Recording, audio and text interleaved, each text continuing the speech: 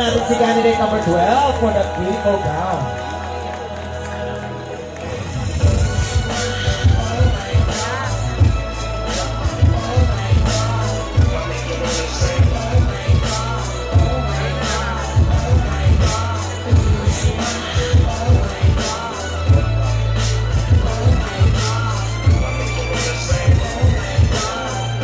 Christopher Ortega. Again, thank you so much, candidate number 12. Now, Christopher Ortega.